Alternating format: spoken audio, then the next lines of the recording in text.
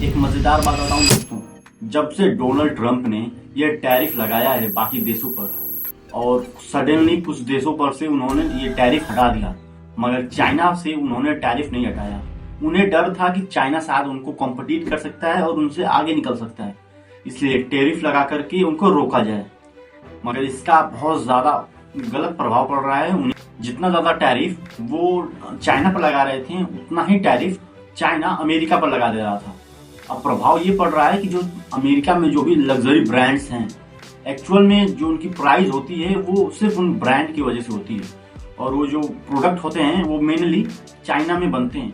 China में labour culture बहुत बढ़िया एक नंबर है, मतलब कि वहाँ के जो सिटीजन्स होते हैं वो नॉर्मली चाइना के लोग बहुत ज़्यादा काम करते हैं, और मेनली बड़ी बड़ी कंपनियां अपना सारा प्रोडक्ट वहीं से उठाती है और बाद में उस पर अपना लेबल लगा करके उसे अपने देशों में एक्सपोर्ट करती है। तो जितने भी अमेरिका में लग्जरी ब्रांड्स बेचे जाते थे, जैसे गुची हुआ और लक्सा डियोर हुआ, और भी बहुत सारे ऐसे ब्रांड्स हैं जो कि अमेरिका में बहुत ज़्यादा फेमस हैं, लेकिन वो एक्चुअल में बनते हैं चाइना में। और चाइना के जो सिटीजन्स हैं, अब उन्हें ये टैरिफ देखकर और उनको इतना बुरा लगा कि उन्होंने अब हर एक ब्रांड को एक्सपोज करना शुरू कर दिया। चाइना के लोग बहुत ज्यादा जागरूक होते हैं अपने देश को लेकर और अपने कल्चर को लेकर। जब उन्हें पता चला कि अमेरिका और चाइना के बीच में ये एक टैरिफ वॉर चल रहा है, तो उन्होंने भी अपने देश का ही साथ देना शुरू कर दिया। चाइना के लोग कर क्या रहे हैं कि हर एक लग्जरी ब्रांड जो कि मेनली चाइना में बनता है, अब उसे एक्सपोज करना शुरू कर रहे हैं।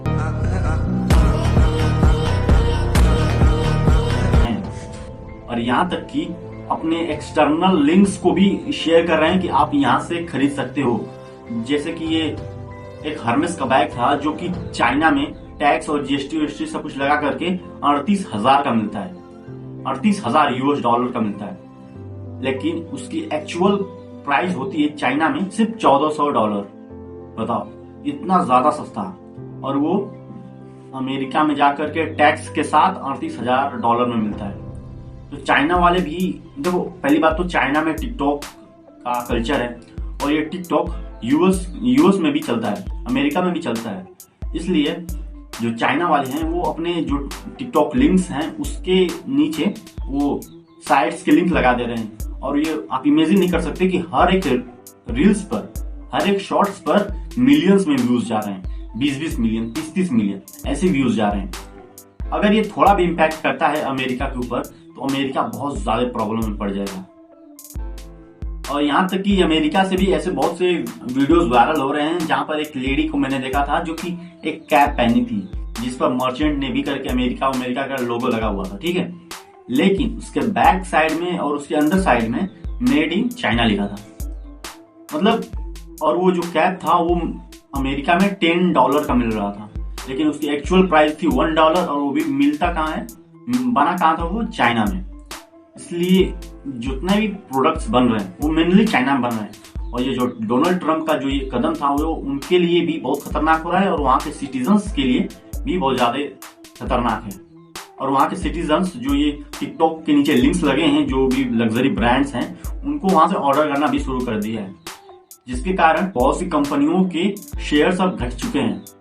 चाइना हर सेक्टर में आगे है, चाहे वो वॉर हो, चाहे वो टेक्नोलॉजी हो, चाहे वो उनका कल्चर हो। चाइना की सरकार हर समय अपने देश को और ज्यादा इंप्रूवमेंट करने की कोशिश करती है, मगर इंडिया ऐसा कुछ नहीं कर पाती। इंडिया में तो बस यही होता है कि बस ड्रीम 11 का ऐड चलाते रहो। मुझे देखकर ये बुरा लगता है कि जो ये बॉलीवुड के इतने बड़े बड़े सेलिब्रिटीज हैं, पहले कहा जाता था कि एक डायरेक्टर ऐसे 3 हीरोज को अपनी मूवी में नहीं रख सकता, मगर अब हो क्या रहा है, अगर आप देखोगे बहुत से बॉलीवुड सेलिब्रिटीज अब ऐसे गैम्बलिंग एप्स को प्रमोट करना शुरू कर रहे हैं।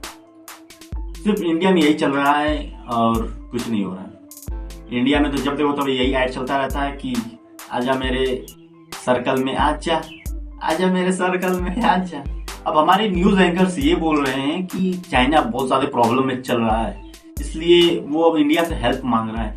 इंडिया से ये बोल रहा है कि तुम मेरे प्रोडक्ट्स को खरीदो, मैं तुम्हें 5% का डिस्काउंट दूंगा, क्योंकि वहाँ के जो प्रोडक्ट्स हैं वो बिक नहीं पा रहे हैं। चाइना हमसे हर सेक्टर में आगे है। तुम ये गैम्बलिंग वाले एप्स को प्रमोट करके तुम ये अपने आप को ये दिखा रहे हो कि हम चाइना के प्रोडक्ट्स को नहीं खरीद कर बहुत बढ़िया अच्छा काम कर रहे हैं। हमारे न्यूज एंकर्स हर न्यूज में बहुत ज्यादा मसाला और तड़का ऐड कर देते हैं, क्योंकि जो रियल स्टोरी होती है, जो रियल न्यूज होता है, वो उससे हट करके कहीं और चले जाते हैं।